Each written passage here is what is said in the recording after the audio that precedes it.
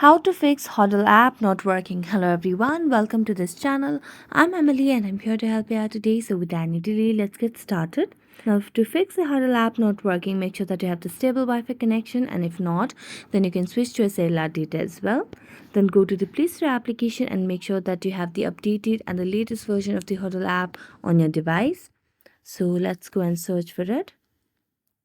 Now, as you can see, the app is updated to its latest version on my device. So I'm going to go back and make a long press on the Hudl app. Then tap on App Info. Now, after tapping on App Info, it will lead you to a new page where you can see the option of Clear All Data at the bottom right corner of the screen. As you tap on that, you can see the option of Delete All Data or Clear Cache. You just have to clear cache, and if it's possible, you can delete all data as well. After that, go to the app permissions and make sure that you have toggled on all the required options for the application. Right now, you can see the camera, files and media, and microphone are toggled off, but you just have to go into the each option and tap on allow only while using the app, and you'll be done. So thank you so much for watching this video. If you enjoyed watching it, don't forget to like, subscribe, and hit the bell notification for more updates. That's it for today. See you next time.